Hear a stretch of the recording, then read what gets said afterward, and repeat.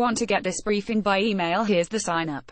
Good morning. Here's what you need to know. The American standoff with North Korea isn't over.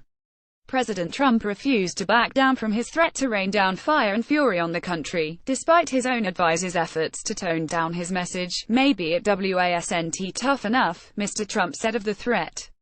Meanwhile, our Seoul correspondent's profile of Kim Jong-un offers plenty of evidence that North Korea's 33-year-old leader is not to be underestimated. The European Union expanded its sanctions on North Korea. Al Drago for the New York Times. Separately, Mr. Trump offered gratitude rather than outrage for Russia's decision to shrink U.S. embassy staffing. "We'll save a lot of money," he said with a light tone, but it was unclear whether he was joking.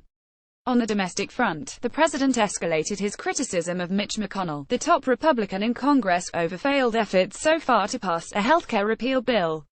And Mr. Trump said that he was doing the military a great favor by barring transgender people from serving in its ranks. François Lenoir. Reuters. The tainted egg scare continues to spread across Europe, although no illnesses have been reported yet.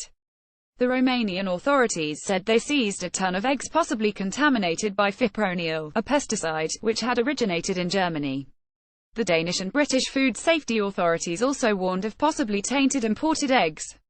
In the Netherlands, the police arrested 2 suspects in an inquiry over the illegal use of the pesticide at poultry farms. Dual Samad agents. France Press. Getty Images. There was a surprise Turkish victory at the World Track and Field Championships in London. Ramil Guliyev won the 200 meters. Here is the remaining schedule. Watch for Kenny Harrison, a world record holder, at the 100-meter hurdles. She may finally win a title. In Britain, the Premier League opens its new season today. Our Europe soccer correspondent observes that the power base of English soccer is shifting south, largely thanks to London's affluence. And our reporter found that the Football Association's ban on betting doesn't appear to apply to some club owners. In other soccer news, Iran barred 2 members of its national team for life after they played against an Israeli team. A genesis in a major breakthrough. Researchers have created gene-edited piglets free of viruses that might cause disease in humans. That could make it possible to transplant livers, hearts and other organs from pigs into humans who are waiting for transplants, a hope that experts had all but given up. But the prospect also raises thorny questions about animal exploitation and welfare. Business. Danish Sadiq Reuters. A major Uber investor sued Travis Kalanick, accusing the company's founder of investor fraud. Google cancelled a company-wide meeting where executives planned to discuss a memo that called into question the Silicon Valley giant's diversity efforts. Lego replaced its first non-Danish chief executive, who had been in the job for only 8 months. Here's a snapshot of global markets. In the news, Thomas Mukoya. Reuters. Raila Odinga, the leader of Kenya's opposition, appeared unwilling to accept defeat in Tuesday's presidential election. The New York Times. In Germany, a powerful labor union has waded into the heated debate over the automotive industry's ties to the government 6 weeks before general elections. Politico. Italy's interior minister pledged action without precedent against organized crime after 4 people, including 2 bystanders, were gunned down in the latest mob killing this week in Apulia. La Repubblica. The Turkish authorities ordered the detention of 35 media employees amid a crackdown on dissent, accusing them of having ties to plotters of a failed coup last year. Associated Press. The Israeli military is building an underground barrier around the Gaza Strip, intended to cut off tunnels beneath the border and thwart Hamas. The New York Times. A surge of migrants seeking asylum in Canada has become a political test for the government of Prime Minister Justin Trudeau. The New York Times. A London jogger who shoved a woman out of his way, knocking her down and into the path of a bus, has been arrested. The New York Times. Taylor Swift showed confidence and irritation while testifying in court that she had been groped by a radio host. The New York Times. Smarter living tips, both new and old, for a more fulfilling life. Here's how to better manage stress. It's not a bad idea to keep some money out of stocks. Recipe of the day. Like every good Central European cook, keep fresh paprika in your spice cabinet and consider using it to cook this chicken paprikash recipe. Noteworthy. Our latest 360 video, above, takes you to Granada, Spain.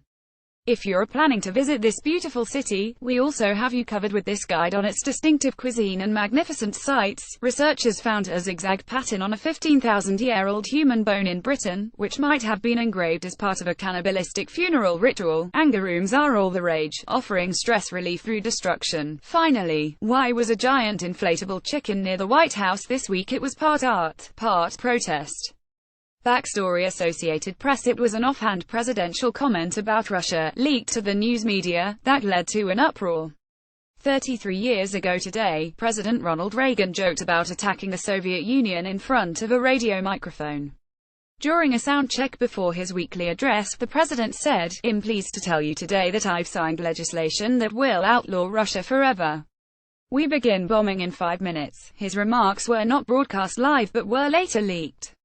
No one was amused. The Soviets charged that Mr. Reagan's comments were unprecedentedly hostile toward the USSR and dangerous to the cause of peace, soberly noting that nuclear destruction is not something most people think of as a fit subject for summer sport. The Times editorial page wondered about the next subject with which he would amuse himself before a speech.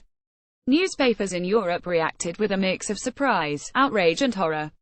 Mr. Reagan later expressed regret for the comment, but insisted the news media bore some responsibility for national security and shouldn't have spread it. Nevertheless, he was a little more careful before the next week's speech. He warmed up using the standard 10, 9, 8, 7, 6. Palko Karis contributed, reporting, __________. This briefing was prepared for the European morning. You can browse through past briefings here. We also have briefings timed for the Australian, Asian and American mornings. You can sign up for these and other Times newsletters here. Your morning briefing is published weekday mornings and updated online. What would you like to see here? Contact us at europebriefing@nytimes.com.